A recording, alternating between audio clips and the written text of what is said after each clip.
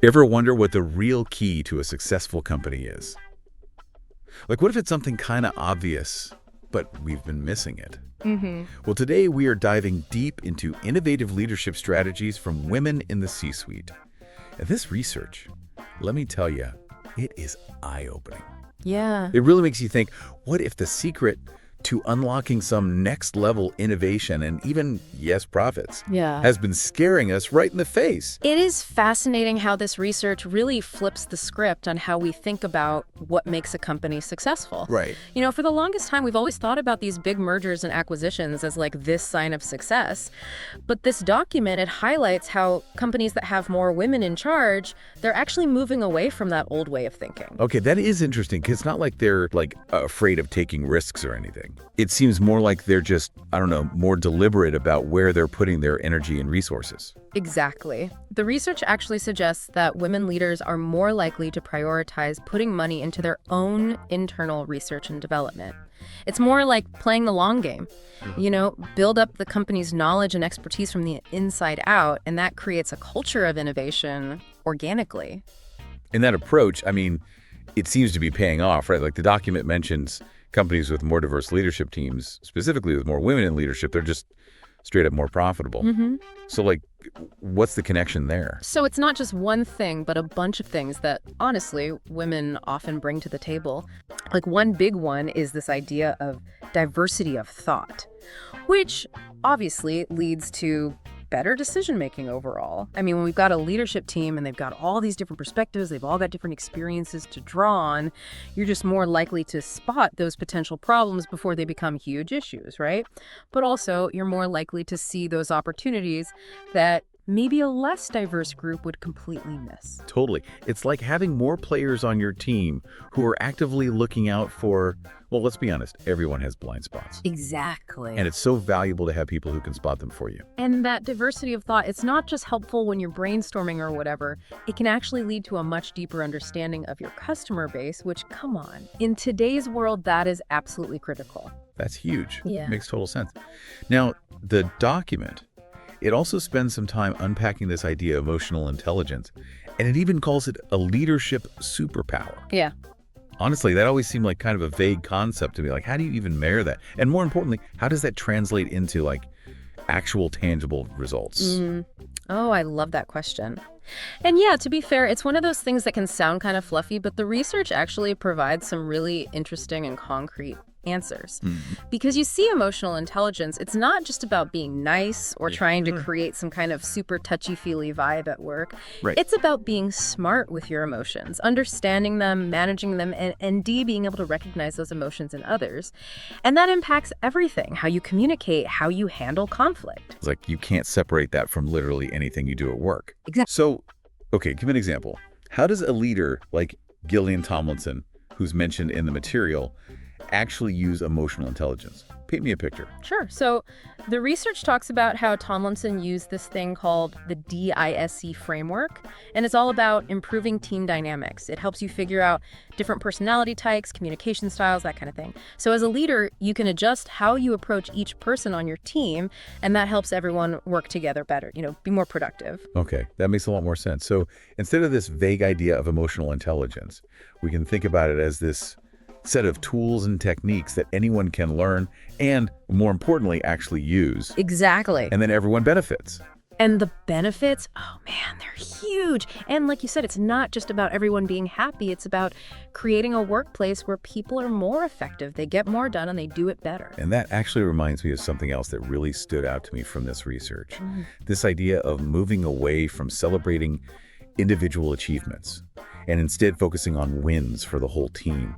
It's like that saying, if you want to go fast, go alone. If you want to go far, go together. Oh, I love that. Right. And building that team spirit, that sense of collaboration, that requires a huge shift in mindset, especially in the corporate world. It's so competitive. Oh, absolutely. It's about breaking down those silos and encouraging cross-functional collaboration. And I imagine that's where some of the other strategies we see in the document come into play, right? Yeah. You got it. Things like, cross-functional training, mentoring programs, heck, even the physical layout of the office space, those can have a huge impact. It's like you're building a space where collaboration just happens naturally. You're not forcing it. Yes. And when you can make that happen, amazing things are possible. And this document is full of examples of women who are doing just that. Seriously impressive women who are not just breaking glass ceilings, but they are shattering them. Okay, now you've got me curious. Tell me more about these women who are changing the game. Well, let's start with a name I'm sure you're familiar with, Mary Barra. Yeah, Mary Barra, the CEO of General Motors, she's definitely a great example. Yeah. Talk about a trailblazer, right? But you know what I find really inspiring about her? It's not just that she's made it to the top of like a really male-dominated industry. It's how she leads. Totally. Barra is like the definition of that balance we were talking about earlier. Right. She's not afraid of making tough calls, but she's also really committed to that long-term sustainability, investing in her people. And I mean, her commitment to innovation, especially in things like electric vehicles and self-driving cars, that's really setting the pace for everyone else. It's like she's playing chess, and everyone else is still setting up the checkers board. I love that analogy. And then you have someone like Safra Katz, CEO of Oracle. Oh yeah, she's a powerhouse. Totally. Known for being super sharp when it comes to business, amazing at making companies grow. But what I find really interesting is how she builds that culture of trust and transparency. Okay, yeah. What is her secret? Because that's something a lot of leaders really struggle with. It seems so simple, but she's just a big believer in open communication. She actually encourages her team to challenge the status quo, to speak up if they think there's a better way of doing things. And get this, she's not afraid to admit when she doesn't have all the answers. Wow.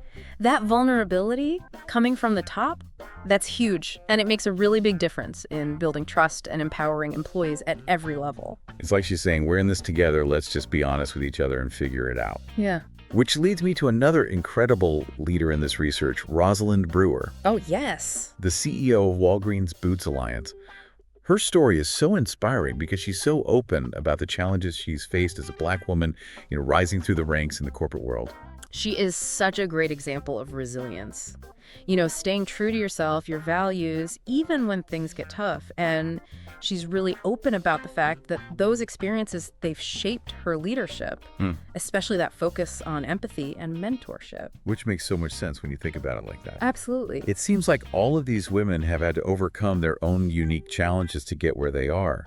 And this research, it mentions the glass cliff, which I feel like not a lot of people are familiar with. Yeah, that's a really important concept. So what is that? So the glass cliff, it's this thing where women in leadership, they often get put in these really risky situations. Oh, okay. Like they're given these leadership roles at companies that are already in crisis mode, or they're facing huge obstacles, almost like they're being set up to fail. Oh, wow. So it's not even just about breaking through that glass ceiling anymore. It's about like making sure the ground isn't going to collapse under you once you're there. Yes, exactly.